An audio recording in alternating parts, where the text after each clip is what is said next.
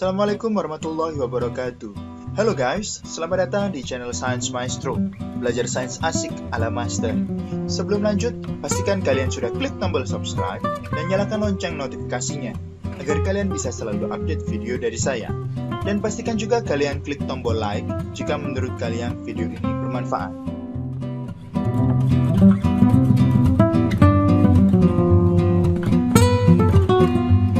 Pada video kali ini kita akan membahas tentang virus bagian kedua.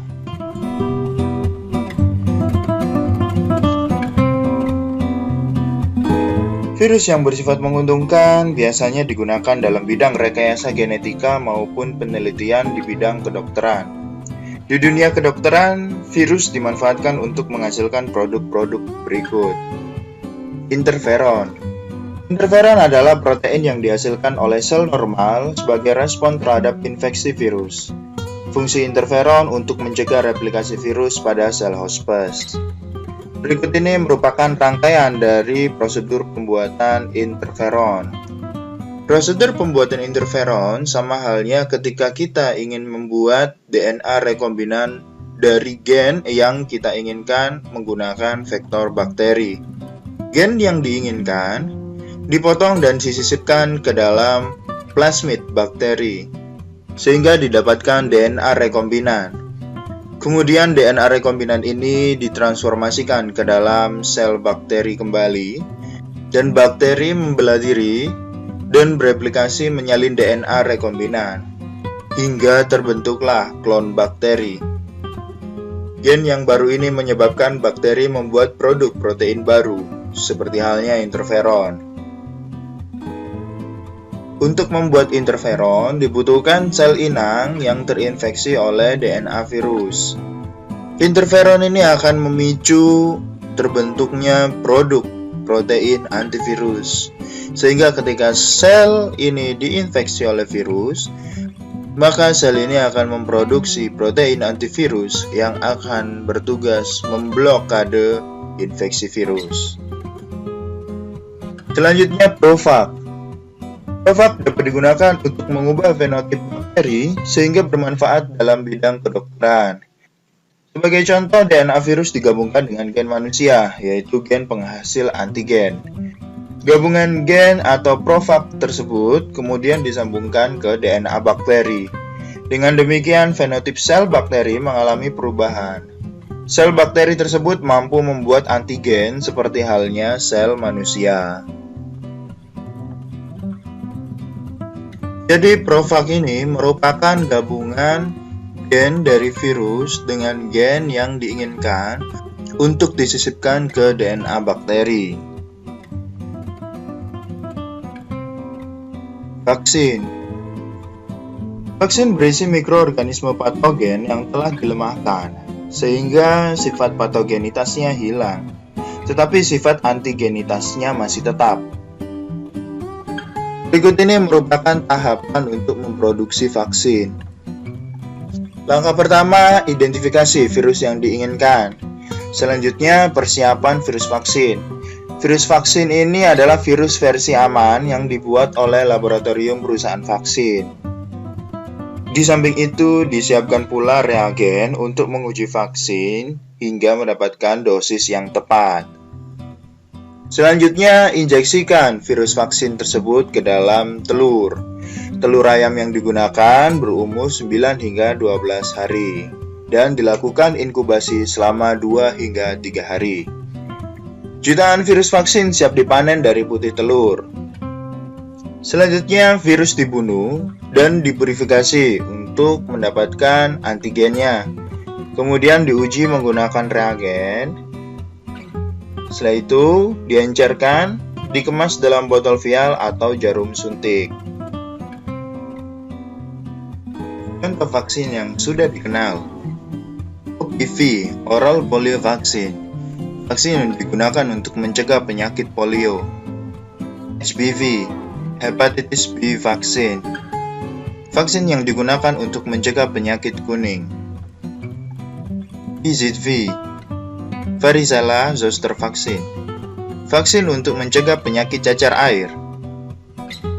MMR, measles, mumps, rubella. Vaksin yang digunakan untuk mencegah penyakit cacar air, gondong, dan campak Jerman.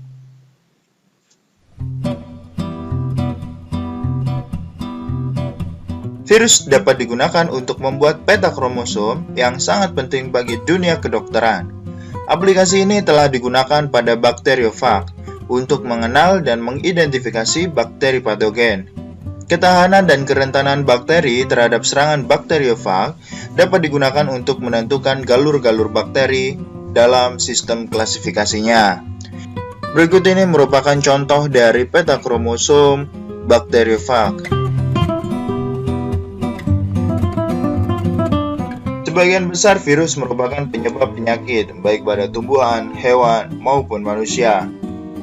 Virus yang menyerang tumbuhan: Rhizostungro bacilliform virus atau RTBV dan Rhizostungro spherical virus atau RTSV, dikenal dengan nama virus tungro, dan menyerang tanaman padi melalui perantara wereng coklat dan wereng hijau. Tanaman padi yang terserang virus tungro akan mengalami pertumbuhan yang terhambat atau kekerdilan. Tobacco mosaic virus atau TMV menyerang tanaman tembakau dengan gejala bercak-bercak kuning pada daun. Bercak-bercak ini kemudian berubah warna menjadi berwarna hijau dan tumbuh mengembung sehingga menghambat pertumbuhan daun tembakau.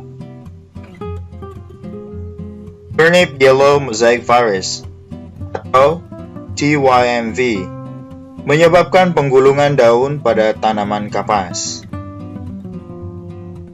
Cucumber mosaic virus atau ZMV menyerang tanaman mentimun sehingga buah yang dihasilkan berbentuk abnormal. Virus ZMV ditularkan ke tanaman lain lewat perantara kutu daun.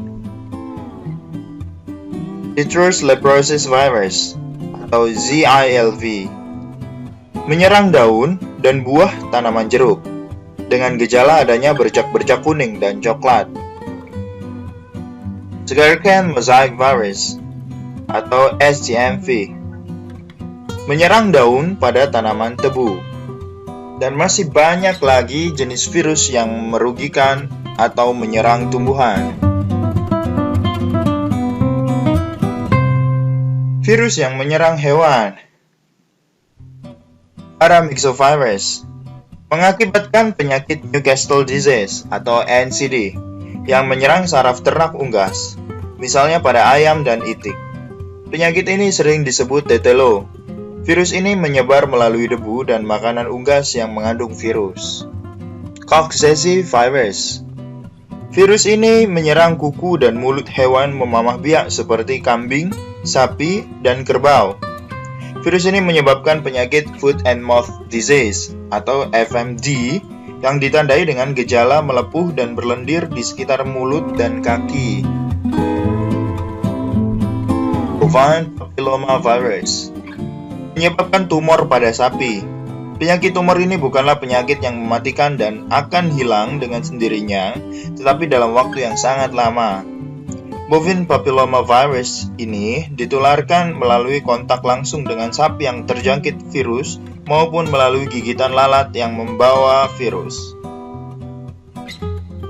Rhabdovirus menyebabkan rabies pada anjing, kera, dan manusia. Rose sarcoma virus atau RSV menyebabkan tumor pada ayam.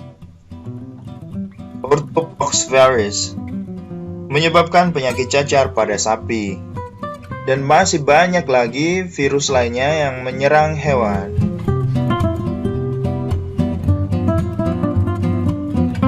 Virus yang menyerang manusia: Paramyxovirus menyerang saluran pernafasan manusia dan mengakibatkan penyakit flu. Sampai saat ini belum ditemukan vaksin pencegah virus penyebab flu atau influenza karena virus ini cepat sekali bermutasi. Varicella zoster mengakibatkan penyakit cacar air yang sebagian besar menyerang anak-anak. Penyebaran penyakit ini dapat melalui kontak langsung dengan benda yang digunakan penderita saat sakit. Picorna virus atau poliovirus mengakibatkan penyakit polio. Virus ini menyerang sel saraf otak anak balita sehingga dapat menyebabkan kelumpuhan. Mumps virus menyerang sel-sel kelenjar ludah sehingga menimbulkan pembengkakan di belakang telinga. Virus ini menyebabkan penyakit gondong. Penularan virus ini bisa melalui kontak langsung dengan penderita, melalui ludah, maupun melalui urin. Herpes simplex virus menyebabkan penyakit herpes. Virus ini dapat masuk ke dalam tubuh manusia melalui luka kecil dan menyerang membran mukus di mulut, kulit, dan alat kelamin. Gejala yang ditimbulkan penyakit berupa munculnya bintil-bintil yang tampak seperti luka melepuh pada kulit. Hepatitis virus menyebabkan penyakit hepatitis. Ada 7 macam jenis virus hepatitis, yaitu A, B, C, D, E, F, dan G. Dari ketujuh virus ini, hanya virus hepatitis A dan C yang berbahaya. Virus hepatitis menyerang hati penderita sehingga membekak. Penularan virus hepatitis dapat terjadi melalui makanan dan minuman yang telah terkontaminasi virus ini, serta melalui peralatan makan dan minum milik penderita hepatitis.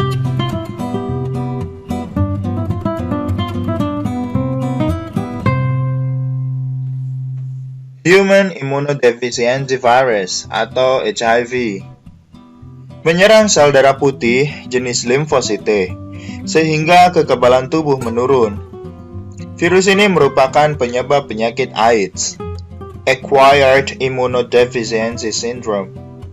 Seperti halnya virus influenza, virus HIV juga mudah mengalami perubahan sehingga sulit untuk dibuat vaksinnya.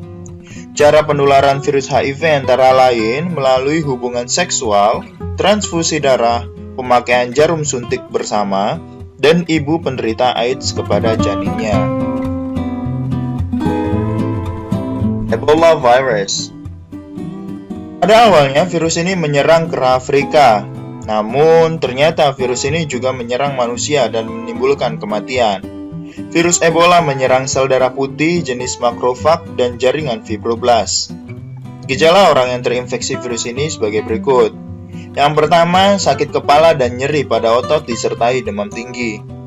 Yang kedua, timbul bercak merah pada seluruh tubuh. Yang ketiga, mengalami pendarahan hebat pada usus besar dan paru-paru. Dan setelah 1 minggu, penderita mengalami peradangan hati dan kerusakan pada ginjal hingga nyawa penderita tidak dapat tertolong lagi. Virus menyerang sistem saraf pusat penderita dan menyebabkan penyakit rabies atau penyakit anjing gila. Sebenarnya rabies merupakan penyakit pada hewan, tetapi juga dapat ditularkan kepada manusia melalui gigitan hewan penderita rabies. Hewan yang dapat membawa virus ini adalah anjing, kucing, dan kera. Orang yang terserang virus ini biasanya mengalami gejala seperti gelisah terus-menerus, takut air, dan agresif. Dengue virus ditularkan ke manusia melalui perantara nyamuk Aedes aegypti. Virus ini menyebabkan penurunan kadar trombosit dan dapat mengakibatkan pecahnya pembuluh darah. Di Indonesia, penyakit ini sering muncul pada musim penghujan dan dikenal dengan nama demam berdarah dengue atau DBD. Gejala penyakit ini antara lain demam tinggi, sakit kepala, badan lemas, dan muntah darah akibat peradangan pada organ-organ dalam, sehingga dapat menyebabkan kematian.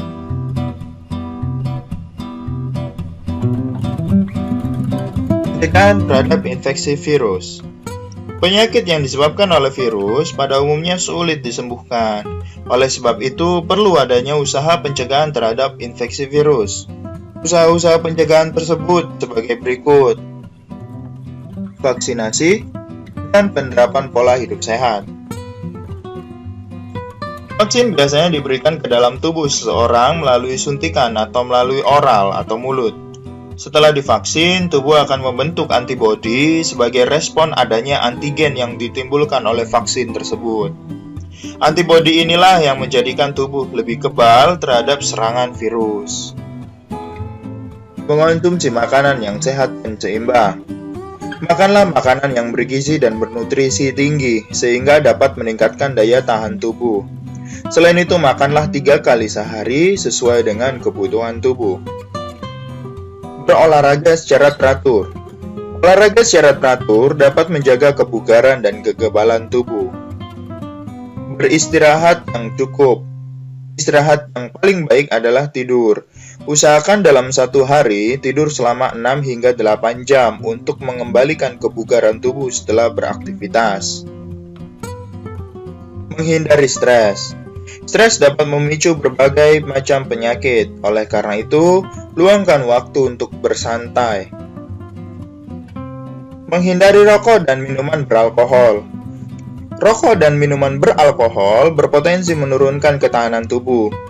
Orang yang ketahanan tubuhnya rendah mudah terserang berbagai macam virus. Membiasakan mencuci tangan dengan sabun. Tangan dan sela-sela jari kita menjadi salah satu sumber pemindahan virus yang melekat dari lingkungan tempat kita melakukan berbagai aktivitas, seperti sekolah, kantor, halte, dan tempat-tempat umum lainnya.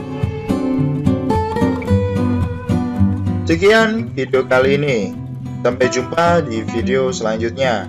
Terima kasih dan semoga bermanfaat. Wassalamualaikum warahmatullahi wabarakatuh.